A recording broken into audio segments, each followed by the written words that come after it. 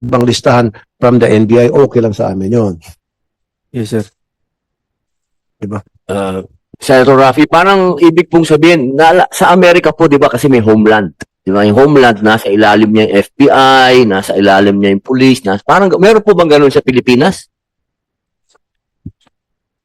Nagko-coordinate lahat po ng law enforcement. Meron po ba tayong ganun? Your Honor. Parang ganun po kasi yung pinupunto ni Senator Raffy. Parang hindi po kayo nagko-coordinate? Parang walang coordination? Pero meron tayong National Coordinating NICA Agency. Or, yeah, intelligence. So, meron tayong NICA, Mr. Chair, at meron din tayong National Advisor for National Security. Your Honor. In addition po, at tama po kayo dun, sir. Actually, sir, isang nakita namin ng... Or NSA. We have that National Security Agency. Opo, pero sa law enforcement po, kayo, Actually, meron ba kayong... Actually, aminin po namin na, Your Honor, isang gap po sa amin on the part of the PNP and the NBI. Sa part kasi ng AFP and PNP, we have the intel fusion. Pagdating sa wanted persons in relation to terrorism and communist terrorists, we have the intel fusion, we have this JAPIC. Meron pong kaming JAPIC sa provincial level, regional level, area level, na kung saan po, sir, pinag-uusapan po namin yung mga identities pertaining to national security. So, ang nakikita namin gap lang dito, sir, tama po kayo doon, na pagdating sa criminality po, kami nag-uusap from station level hanggang sa taas. So, gagawang station level ng top 10 wanted, tapos, ito yung tinatawag po namin sa na RPIC. It's more on the police matters. So, ang nakita namin ng gap pala dito, sir, is hindi namin kasama ang NBI because of the very fact na ibang agency po kasi. So, pagdating sa criminality po, sinosolo po namin ang paghandle o paggawa ng formulation ng list ng wanted persons. Yun po. So, alam naman natin, sir, ang common denominator niya is warrant of arrest pa rin, wherein bumabaksak din ang warrant of arrest ng mga criminal sa NBI din. So, siguro, sir, we will take note on that. Maganda po yan, sir, and we will make, sir, a possible, tawag na, sir, we will make a recommendation po sa hierarchy namin to have an intel fusion with the NBI pertaining po para magkaroon po tayo ng unison list ng wanted person po. Yeah. Thank you, Mr. Chair. Meron pa ako isa. Suggestion lamang po ito. Yung mga pulis ninyo na mga nakasuhan sa NAPOLCOM, sa Internal Affairs, would it be possible na magkaroon kayo ng website para i-post itong mga pulis na ito? Why? Well, pwedeng sabihin kasi data privacy. No, it should not be. Data privacy should not be considered here. Why? Para malaman ng mga tao na kung sino itong mga pulis na may kaso na tiwali, na malay mo baka sila rin merong kaso against this person na para maidagdag. Kasi I'll give you an example.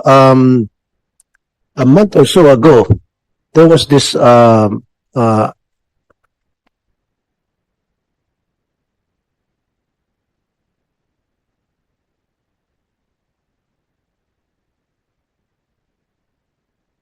colonel,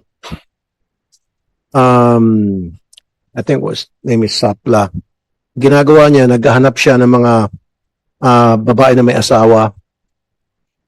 Dami niya na atang na biktima. In fact, pati yung mga kasamahan niya, buti nga hindi siya pinatay, inambush. Yung mga kasamahan niya na pulis din na may mga problema sa misis o yung misis nagka-problema sa mister o mag-asawa nagka-problema. In short, yung vulnerability ng babae pinagsamantala niya and sinusyota niya hanggang sa dumami. So, isa lang muna ang nagsampa. And then later on, siguro word of mouth hanggang sa nagkaroon marami na nagsampang kaso against him.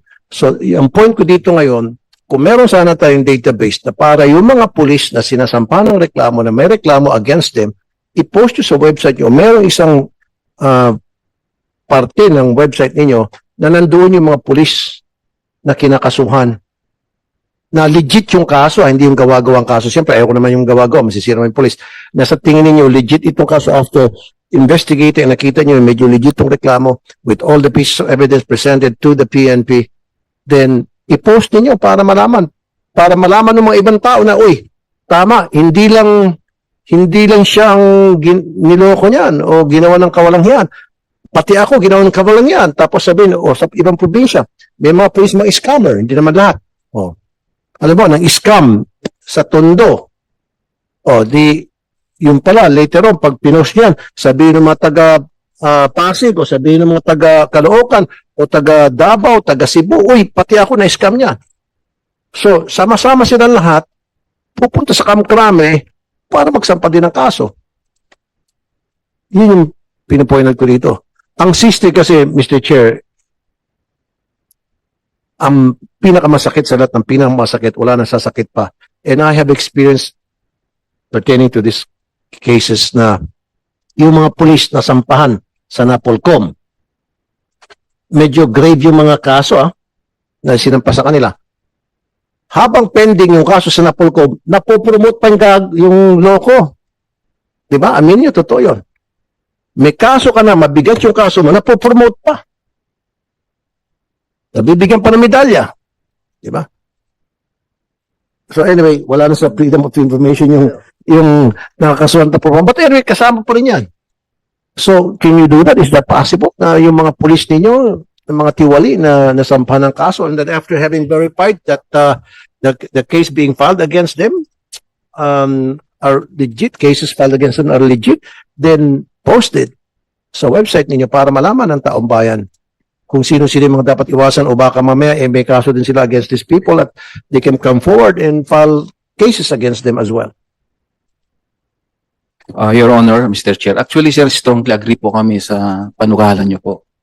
However, sir, we will make this recommendation sa higher office po namin to the Napolcom para at least ipapakita po namin sa taong bayan, sir, na hindi namin tinutolerate ang kalokohan ng kapwa-pulis po namin. So, well taken po, sir, yung suggestion niyo po, sir. Strongly agree po ako dyan, sir. In as much as transparency is concerned, para at least malinisan naman natin ang hanay ng kapulisan and for the fact, sir, na dapat matuto kami sa kamalian po namin. Nakita ng taong bayan so that yung mga trust nila sa amin, sir, hindi mawawala po. So, well taken po ng division concern po dito, sir, si Colonel Asmod will make the necessary documentation po at will make a strongly representation po sa mga commanders namin at iakyat po sa Napolcom because meron po kaming higher officer to determine po, sir, para ano po. Pero makakarating po, sir. Good. Maraming Thank you very much Yes, sir. for agreeing with me on that policy na I'm suggesting to you. Now, ito medyo lang segue ng konti. Also,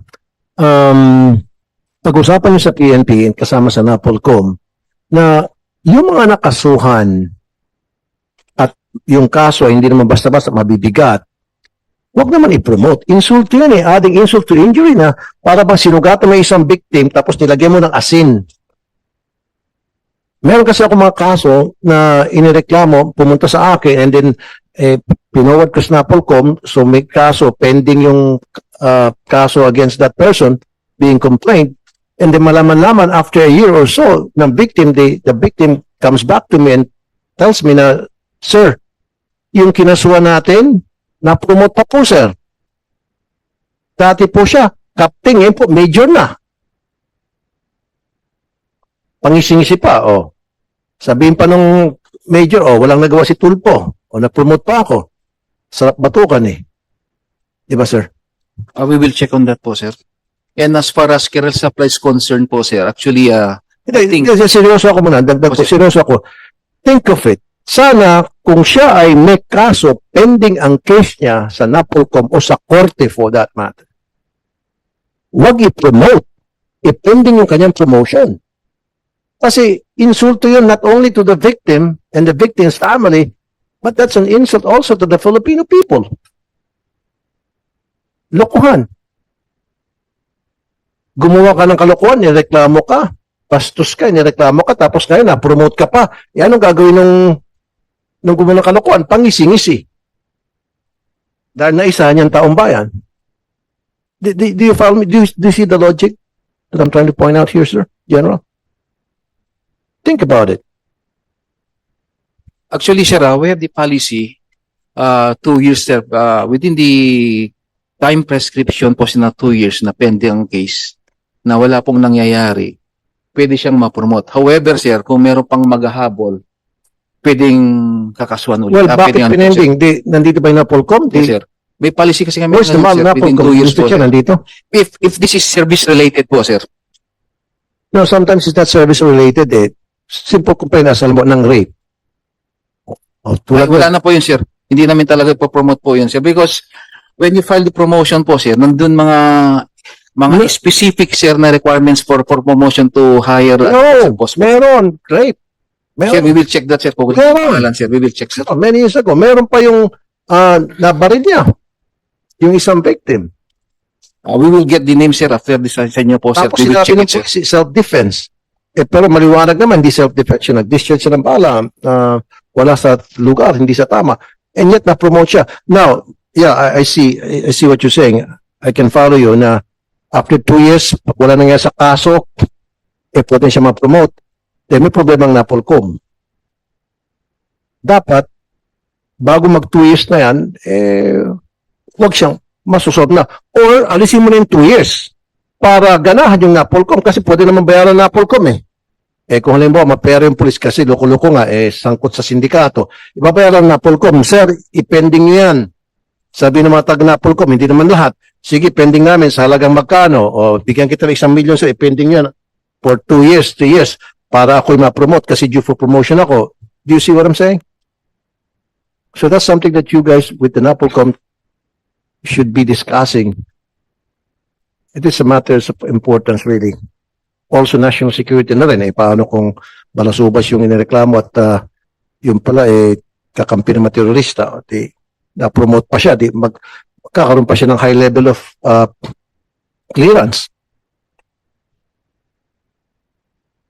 You follow me, sir? Your Honor, rest assured po, all your recommendations po, the division concerns sa the IDM, will write you po, sir, kung ano maging feedback po namin sa action takers namin po, sir. Yeah, submit to Yes, the committee Yes, sir. Yes, sir. para mapag-aral ng committee na ito. Opo, sir. Opo. Ano yung magiging sunod na hakbang namin.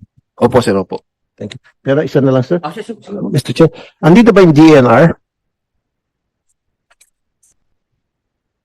Siguro next time, Mr. Chair, yung DNR, kasi piko na ako dyan sa DNR na yan eh.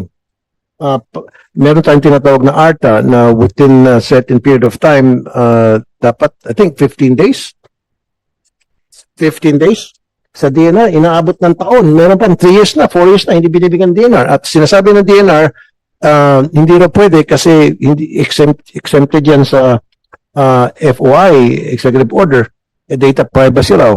Pero wag ka, the reason why they're doing that is because may monetary consideration siguro. Kasi nga, doon po sa ECC application, nakalagay doon yung mga reasons why they're applying and anong location at mga pang iba na very important for the approval.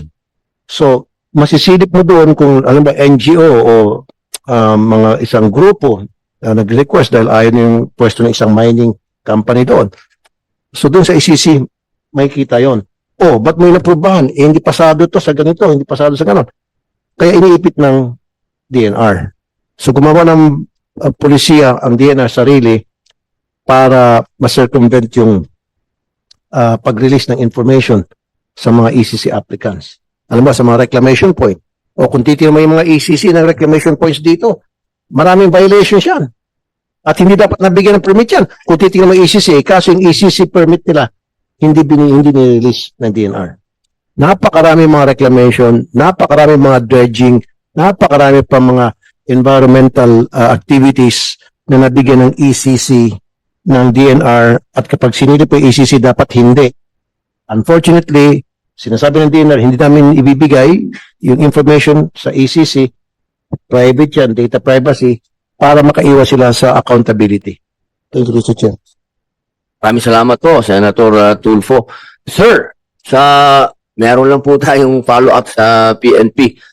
Sir, may tanong lang po ako, follow-up lang po kay sa mga binanggit po ni Senator Tulfo. Ano po ba meron po ba kayong position paper dapat ngayon? Patungkol po sa FOI ng PNP. Ano po ang FOI ng PNP? Meron po ba kayo? Actually, sir, Under po sa executive order ng